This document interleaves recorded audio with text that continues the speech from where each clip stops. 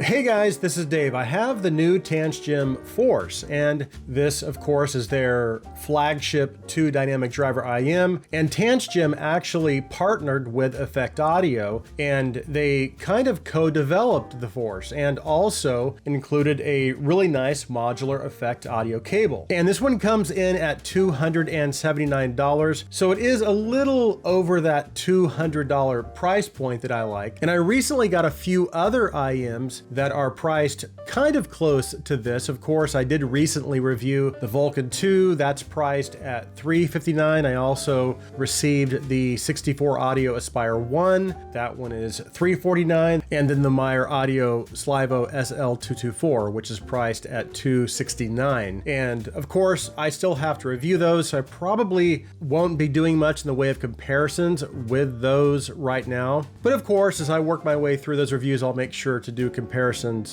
with each as I go. And then of course my standard or my favorite IM around this $300 price point is the Volume S. So I will definitely be doing some comparisons with that towards the end, but right now, as usual, we'll go over what's included in the box. We'll talk about specifications, the design, and then later we'll get into sound. We have a lot to talk about, so let's get started.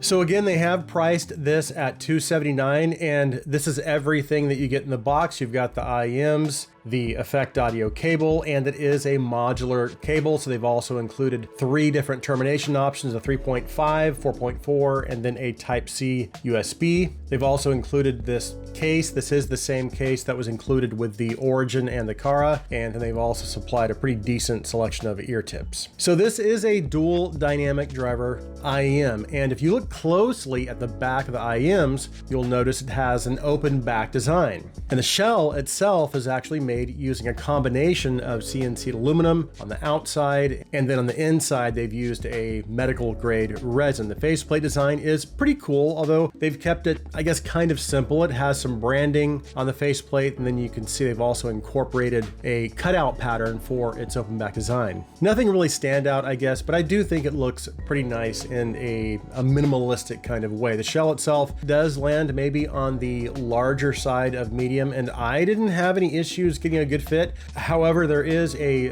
little bit of a higher and kind of a wider shoulder, I guess you could call it, at the base of the nozzle, and that did make it a little tough to get a deep fit. Not that it caused any discomfort or anything or kept me from getting a good seal. That wasn't really the issue. It was just hard for me. Again, it was kind of hard to get a deep fit with these. As far as the cable, it looks really, really great with the IMs. It's made using a silver plated copper, and the jacketing itself is made using what they call Ultra Flex. So it certainly does feel and look maybe a little more premium than what you might typically expect to see at this price point. Okay, let's go ahead and move on to sound.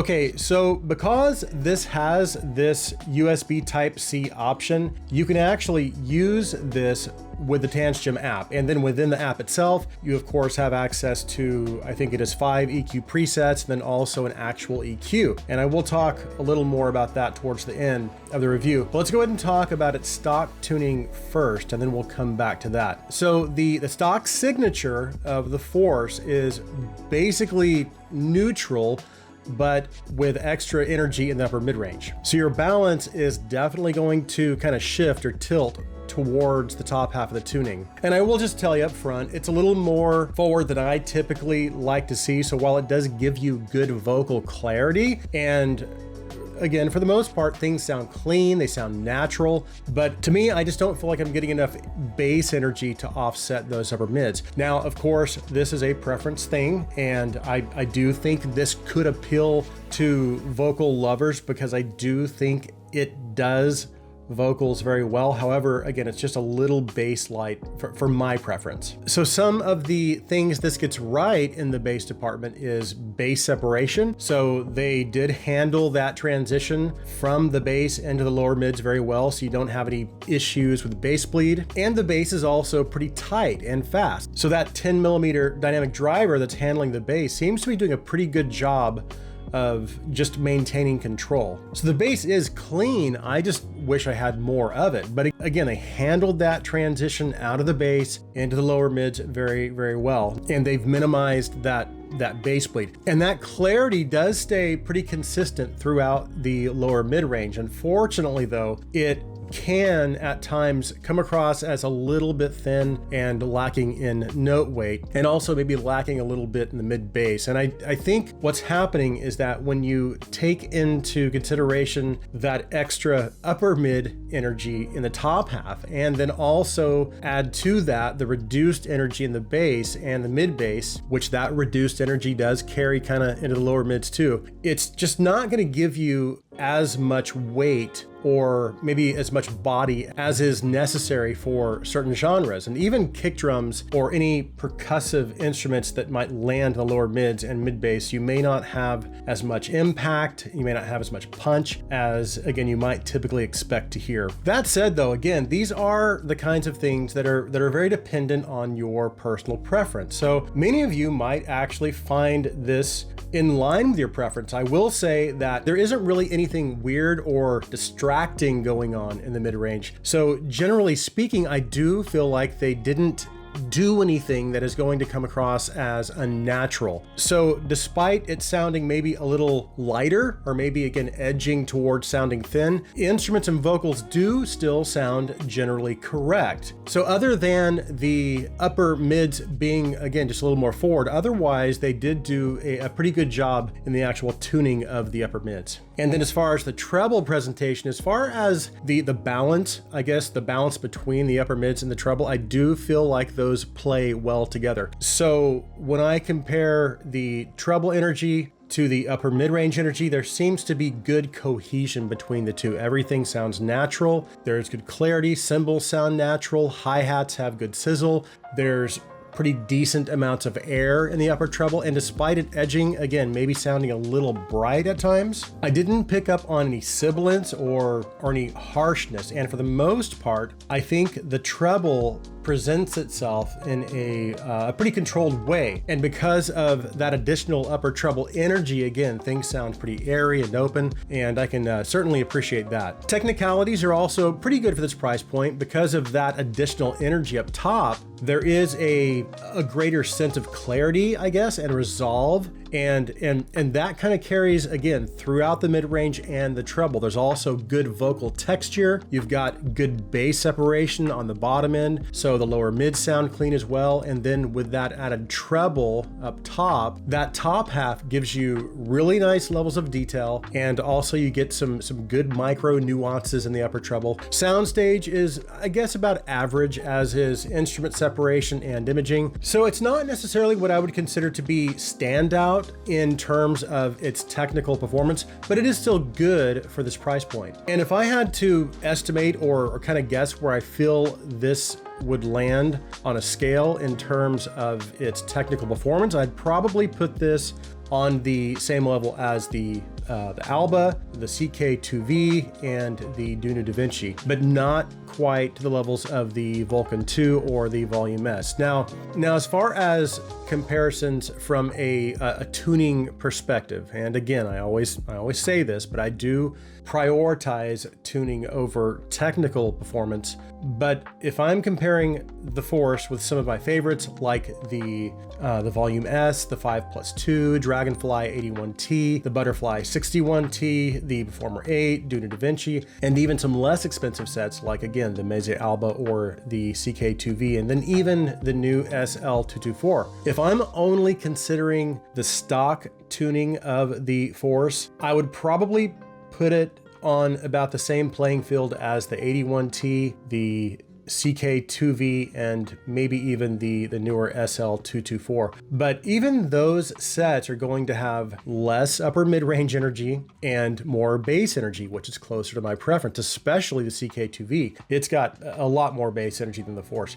And I don't even really consider myself to be a bass head, but I do like my bass levels to be probably, I guess, a little above neutral. Again, my tuning preference is neutral with a bass boost. And then the Force definitely falls below that, in my opinion. And I don't know if it's really necessary to do a detailed comparison with all of these sets, but I will say that basically all of these sets strike me as being more balanced. They all have more bass energy and less upper mid-range energy, maybe with the exception of the Volume S in high impedance mode, but that mode actually didn't really appeal to me much anyway. The bottom line though, for me, the stock tuning of the Force veers just a little too far in terms of my personal tuning preference. And of these sets that I just talked about, I think any one of these sets would probably come closer to my personal preference because, again, they have more bass energy and less upper mid-range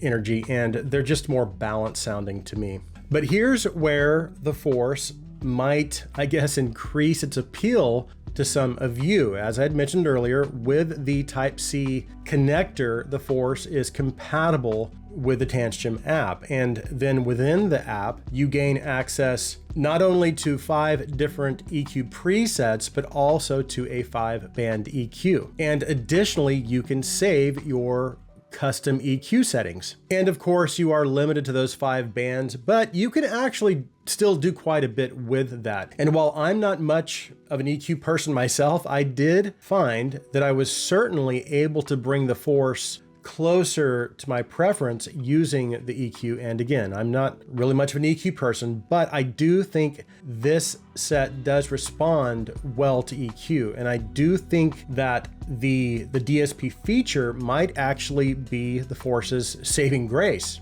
And here's why I say that. If I'm basing my recommendation purely on its stock tuning, I might recommend this for vocal lovers because I do think it does vocals well, and I also think the cable is really, really nice. However, I don't know if I could recommend it to those of you who might share maybe a similar tuning preference with me. However, the EQ presets and having that customizable EQ do give it an added level of versatility. So for some of you, that could be that tipping point. But in any case, if you have a similar tuning preference to me, I do think there are certainly other options out there, some even costing less. Again, like the Meze Alba, the CK2V, the Butterfly 61T.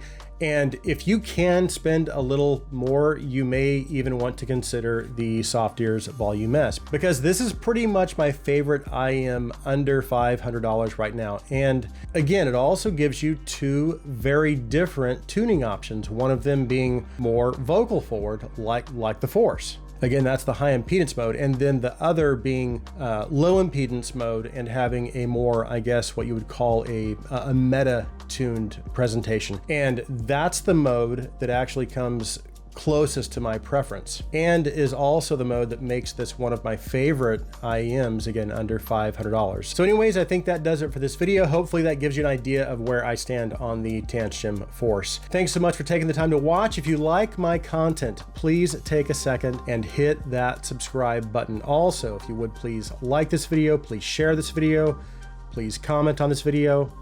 I hope you guys have an awesome day.